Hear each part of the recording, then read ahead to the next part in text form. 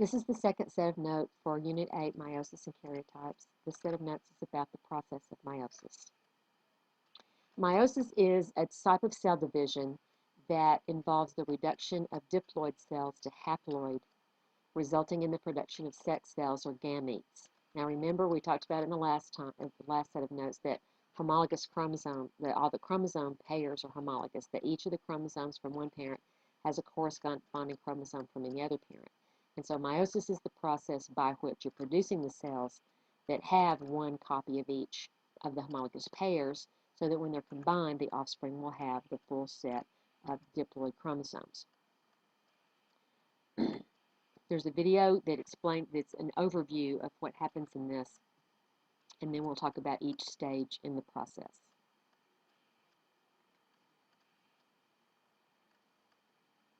Let's begin in the nucleus, where genetic information is stored in chromosomes. Most of a person's cells are diploid, with two sets of chromosomes. One set is from their mother, shown here in red, and the other set is from their father, shown in blue.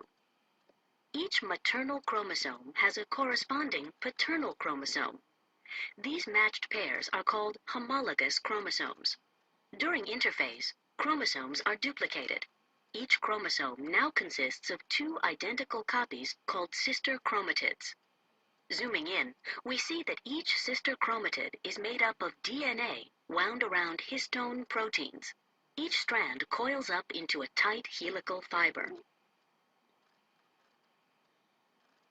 As meiosis begins, a spindle forms and duplicated centrosomes start to migrate toward opposite poles of the cell.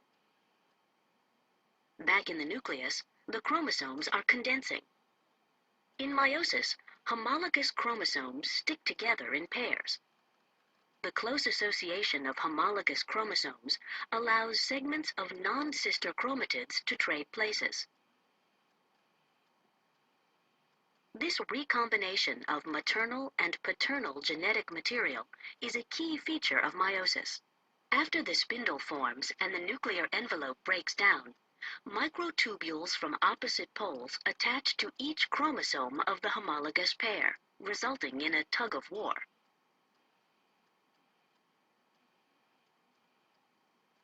At metaphase 1, the chromosome pairs are positioned in the middle of the cell.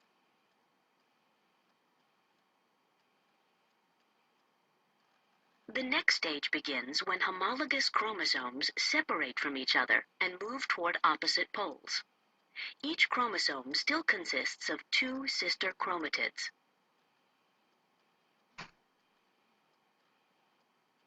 This cell began meiosis with 46 chromosomes, but each daughter cell now has only 23 chromosomes.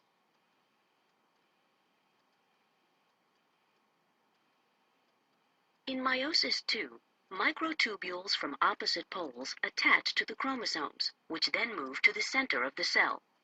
Next, the sister chromatids separate, becoming full-fledged chromosomes that move to opposite poles. Nuclear envelopes reform, and each daughter cell divides into two cells. We started with a single diploid cell, and now that meiosis is complete, we have 4 haploid cells, cells with a single set of chromosomes. These haploid cells mature into gametes. So the process of meiosis has two separate divisions. The stages or the phases of each are very similar to and have the same names as the phases of mitosis, but it occurs in two stages. So in the first meiotic division, the homologous pairs of chromosomes are separated to produce two haploid cells. Remember that just because the homologous pairs of chromosomes have separated doesn't mean that the chromatids have separated. So each of these individual chromosomes are still made of two sister chromatids in these haploid cells that result from meiosis 1. In meiosis 2, the chromatids are separated, and then you end up with 4 total haploid cells formed from the 2 daughter cells that are produced from meiosis 1. Each of these haploid cells has only one chromatid that are now full-fledged chromosomes after the division, the second division. So we're going to talk about each of these parts each of the phases in turn so we can talk about what happens in each phase. In meiosis 1, of course, you begin with interphase, and in interphase, the cell undergoes DNA replication in the S phase of the cell cycle. So here we can see the chromosomes, and they're present there having been replicated. In prophase 1, each of the chromosome pairs with its homologous chromosome. That's called synapsis. Synapsis forms a tetrad where you have 4 chromatids that are stuck together. You've got 4 homologous chromatids or 2 homologous chromosomes that are stuck together. So the blue are going to pair with the blue, and the purple with the purple, and the green with the green in this example. In metaphase 1, those tetrads are lined up in the center of the cell. Remember again, a tetrad is composed of 2 homologous chromosomes for a total of 4 chromatids that are all stuck together in the middle. At anaphase 1, spindle fibers pull the homologous pairs to the opposite ends. The centromere has not split like it does in mitosis anaphase. Just anaphase 1 and meiosis just separates the homologous pairs from the tetrad. In telophase 1 and cytokinesis, the nuclear membranes form. The cells separate into 2 haploid cells. Again, each one is haploid in number, but each chromosome is still composed of 2 chromatids. And this begins prophase 2. In metaphase 2, and prophase 2 is basically the same as prophase. The nuclear membrane dissolves and the chromosomes become attached to spindle fibers. In metaphase 2, they're lined up in the center, and the spindle fibers are attached to the chromatids at the centromeres.